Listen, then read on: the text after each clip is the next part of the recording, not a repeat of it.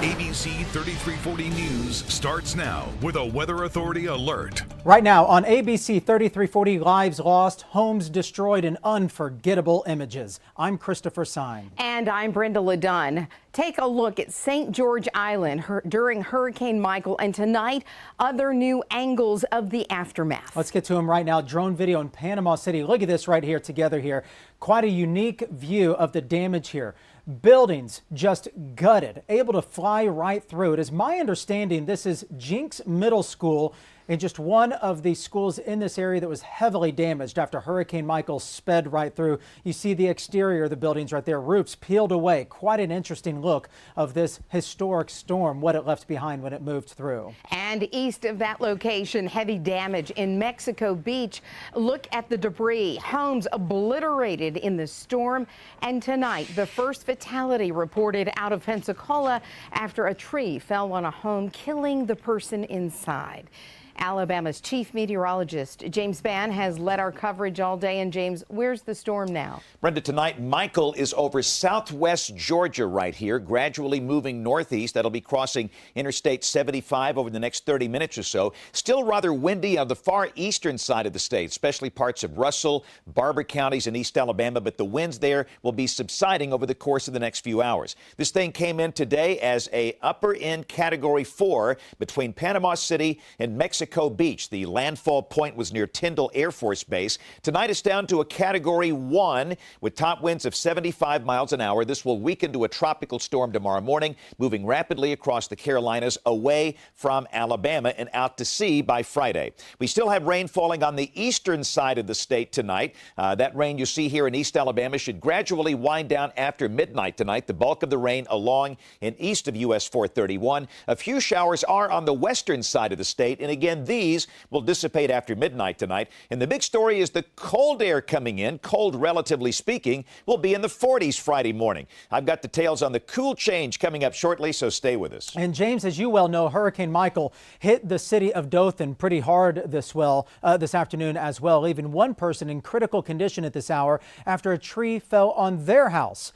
ABC 3340's Alex Dorenz is in Dothan as the storm moved through, leaving destruction behind. Insulation from part of a building, and this shopping center parking lot is littered with it. Now, it came from that building right there. That is a cell phone store, and this is just some of the damage from Michael. Other examples include numerous downed trees here in Dothan. Signs like this were the norm earlier Wednesday in downtown Dothan. Just a few football fields away, the fierce expected winds leave a piece of roof clinging to the building. The streets quiet from a curfew that started at noon Wednesday. But a Category 4, particularly a major Category 4 storm, never entering the Florida Panhandle and moving up through our area in recorded history, I think says that this is something that we've never experienced before. But crews were ready for what Michael brought on. Now the focus is on the future. Even when the wind stops blowing and the rains go away, we have an aftermath to deal with. We have debris in the roadways. We have displaced individuals that we have to get back to their homes or find some resolution for their displacement. So there's a lot of things that go into it once this storm does pass. Power outages from this hurricane were expected to be very long and widespread, and those who do not have power, they're asked to be patient as crews work to restore their services, which could take some time. In Dothan, Alex Dorenz, ABC 3340 News. Alex touched on it there. The curfew in Dothan and Houston County is expected to be lifted Thursday morning. In hours, state EMA officials will survey the damage across Alabama. They're projecting 1.1 million yards of debris will need to be cleaned up. People in those hard-hit areas will wake up to communities that look drastically different from the day before. Be vigilant, listen to your local officials, and follow their orders, because this is not going to go away quickly. Because you'll be in almost like a war-torn area with trees and limbs and debris and nails and you name the other hazards. And they want to make sure that while you're trying to care and feed for those in need, that you keep yourself safe. Governor Ivey spoke with President Trump this afternoon on the phone. The White House released a photo, there it is right there, of that particular call. Governor Ivey is requesting the president declare Alabama a disaster area in order to access federal emergency funds. And when it comes to power outages, there are more than 30,000 Alabama customers without power. 32,000 people are in the dark tonight in Georgia. In Florida, outages are much worse. Right now, there are 380,000 outages in that state. Tonight, we're hearing stories of survival from Hurricane Michael.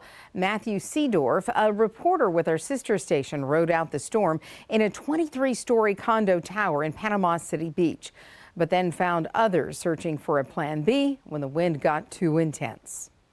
Look at this. The building is swaying back and forth. We are going to a lower level right now. Hurricane Michael's 100-mile-per-hour plus winds causing a 23-story condo to sway. Holy cow, look outside. On the 20th floor, photojournalist Cameron Duckworth and I ditched our room and headed for solid ground. We're in the stairwell now. Doors almost ripped from their hinges while an intense storm blew through Panama City Beach. On the third floor, we met these people. It starts swaying. The building's going like this. Like literally everything in our place starts swaying. We walked down 11 sets of stairs, also terrified. Hours later, Terry Mann was still shaking. I was scared to death. I thought the building was going to collapse. She's been through hurricanes before. Irma, Matthew, Ivan. But thinks Michael was different. How does this compare to those? Way worse. Way worse. There's no comparison. Really? Honestly, I'm at point of tears because of our area. A survival story that will keep spinning for those affected by Michael. Reporting in Panama City Beach, I'm Matthew Seedorf. While some you see there weathered the storm along the Gulf, many did evacuate. The Hoover Met has offered its RV park to evacuees for free. ABC 3340's Patrick Thomas is there for us tonight. And Patrick, you spoke to two families today just as the images of the destruction started coming in. What'd they say? Chris, the two families I spoke to tell me they are from Panama City. Both say they hope they have a home to return home to after they leave Alabama. The fear of the unknown is all some have. Right now, we don't know if we have a house that's standing. Less than 12 hours after Hurricane Michael made landfall in Panama City. Got on the road. We got here about 12:30 in the morning and was just glad to get here. Nate Starr, 15 other family members, including 8 children and 3 pets, are temporarily staying in a home in St. Clair County. I spoke to him and his father, Gary, on the front porch. We were around with Opal. We've seen Ivan. We saw Katrina brush by, but this is probably the worst that you can see. Do I have a bed and do I have a roof to sleep on? Under? Do I have a roof to sleep under at night? Right now, I don't know. In Hoover, home is now a parking lot for Paul and Penny Halsell, who left behind a bed and breakfast business located right on the water. In Mexico buildings that are, we're talking about some of the biggest buildings in Panama City are flattened. If that actually happens, this is our home. And if we just have a big empty lot, we'll rebuild tiny houses. The couple staying here in Hoover tell me they want to go home tomorrow. Nate Starr and his family of 16, they plan to leave on Friday. Live in Hoover, Patrick Thomas, ABC 3340 News. Thousands of University of Alabama students come from areas impacted by Hurricane Michael. Many are from the Florida Panhandle. And students tell us their families did everything they could to prepare for the storm, boarding up doors and windows. One student says her family chose not to evacuate. They packed backpacks full of supplies to leave at a moment's notice. It stresses me out a little because my stepdad was originally from New Orleans, and his main reason that he moved to Florida was after Hurricane Katrina. So we've not had the best luck with hurricanes, but they know how to prepare, so I'm not too worried. Students say they are thankful to know family members are safe. Now, a lot of us want to rush off and help after seeing the destruction Michael is leaving behind, but sometimes it can hurt more than it helps. ABC 3340's Andrew Donnelly learned about a different way to help using household items. He's live in studio with us now. Andrew? Chris, they're just small items you've forgotten, even thrown away, but they could be remembered by victims for years to come. Your first response is, how can I go down and help that person? Power is out. People are suffering. That is a beautiful response, and we are called to be the hands and feet. People are stranded, food and water low. But before you go, Rachel Estes with Canterbury United Methodist Church says there's only one question left to ask. Are we burdening that community? Are we putting stress on that community that is already in chaos? Often the answer is yes, and the right thing to do is let the first responders handle it. Here's where you come in. Wait, donate, do hands-on work here in the community. The church is putting together items to help give victims a chance at a normal life again. These are necessary items that we take for granted that you can get on the corner store. That corner store may not even be there anymore. Bug spray, clothing pins and line, and cleaning solution, just to name a few. The very best thing for families in crisis in these situations is to let the people who know what they're doing do what they're doing, and then let the volunteers go in. I put the link to that list of items on our website, abc3340.com. Some of those items, you might be surprised how they can help. Brenda, Chris? You know, there's so many videos showing the sheer force of this historic hurricane. Watch this here with me. You know, many structures are now non-existent, or others like this one, heavily damaged after that. Did you see that? The roof just ripped away. Some buildings tossed around, debris tossed around like pieces of paper in the air. And keep in mind, it wasn't just along the coast. There was quite a bit of damage inland as well. As we continue to watch the new images and information on the destruction of Hurricane Michael, we want to remind you that Good Morning Alabama will have full coverage from Southeast Alabama and the Gulf Coast starting at 4:30 a.m. Download the free ABC 3340 mobile app to watch the coverage from anywhere.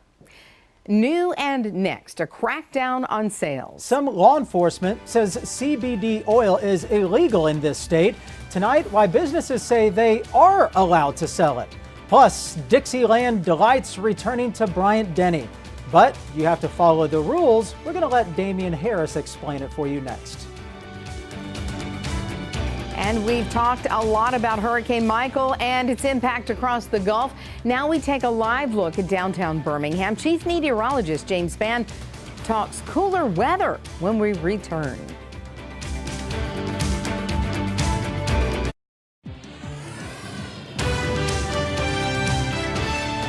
You're watching ABC 3340, the station working for you, with Brenda Ladun and Christopher Sine. The Weather Authority forecast with Chief Meteorologist James Spann and Jeff Spiegel with sports. ABC 3340 News at 10 continues. New at 10, Tuscaloosa County businesses will no longer be able to sell CBD oil products, even though some businesses in the county have a license to sell the products. Law enforcement says it's illegal, but businesses say they have a right to sell it under the federal farm bill. The West Alabama Narcotics Task Force claims they warned the city leaders before business licenses were even distributed.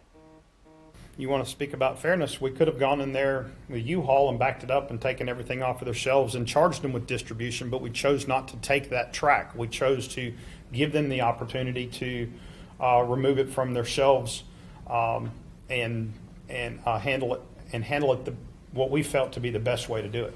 CBD oils contain no THC, which is the part of marijuana that gets you high.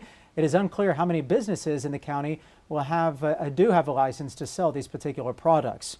Now, in Birmingham Police Department responded to us when we asked about this. The Narcotics Division is also monitoring the sale of CBD oil, telling ABC 3340 selling it is illegal according to state law.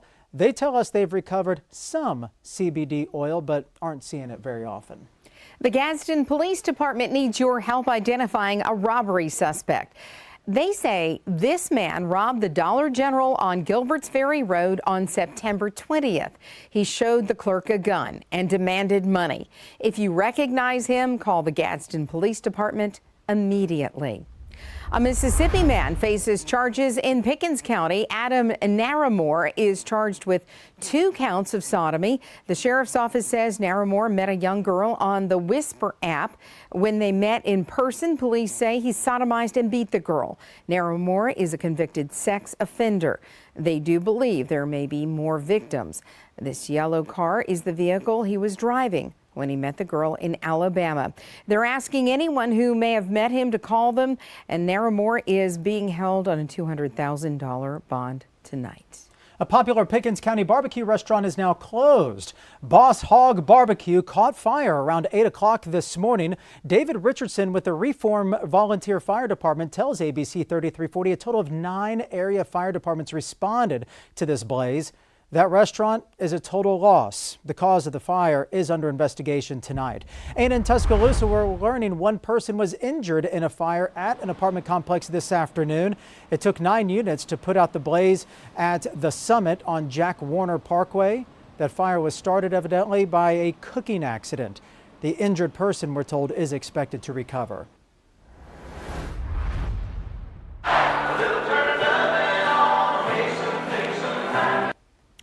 New at 10, Bama fans will be able to sing Dixieland Delight in the stadium once again. Athletics Director Greg Byrne tweeted a video today with Terry Saban, Damian Harris, and the student body president. They're freeing Dixieland Delight, but they want fans to do it right. We have a lot of cool game day traditions in Tuscaloosa, and our team really wants to bring this one back for good.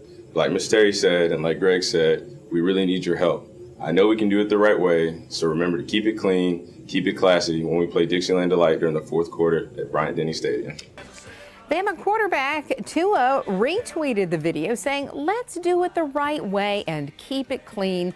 The song returns this Saturday.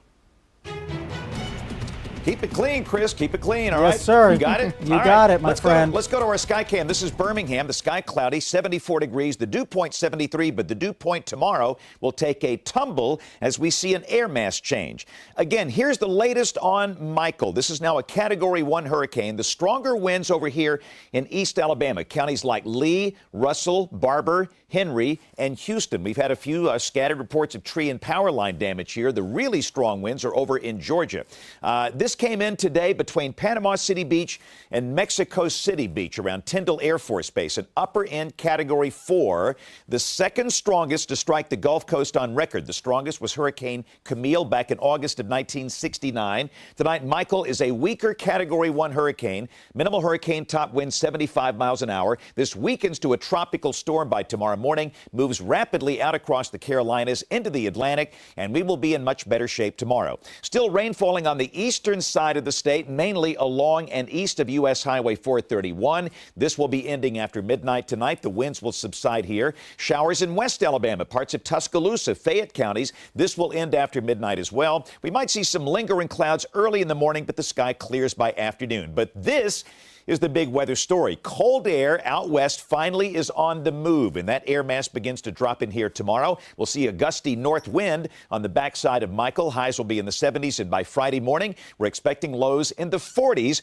the coolest morning so far this year, and a delightful weekend is coming up with mild afternoons and pleasantly cool nights. Our forecast for tonight, rain ending after midnight, cloudy, of course rather windy on that far eastern side of the state, a northwest wind at 10 to 20. The winds will die down after midnight. For tomorrow, maybe some early morning clouds, the sky becoming mostly sunny, a windy day and a cooler day, a northwest wind averaging 12 to 22, the high at 75 degrees. And up on the 7-day, check out these morning lows, 46 Friday morning, the high Friday 70, the high Saturday 75, brilliant sunshine, partly sunny on Sunday, great weather for race weekend at Talladega, then a chance of showers Monday with the next cold front, the high dropping to 66. And look at Tuesday morning, the low at 41. We might see some 30s across the colder valleys of North Alabama. Catch my forecast tomorrow morning with the Rick and Bubba Show on Birmingham's 104.7 WZZK. Weather could not be better for the National Shrimp Festival, the big event at Gulf Shores. Sunny days, fair nights, no rain. They barely had rain today at Gulf Shores, so there you go. That is amazing. Yep. And did you say 30s? We might see some upper 30s next Tuesday morning with a touch of light frost in colder valleys. How about that? Wow. That's a flip from this late heat wave we've had here. Yeah. I'd say that's really cool. All right, time for some chili. Cool. All right, sending a card or paying a bill may soon cost you more. The proposed increase on the price of stamps, if approved, it would be the biggest jump in history.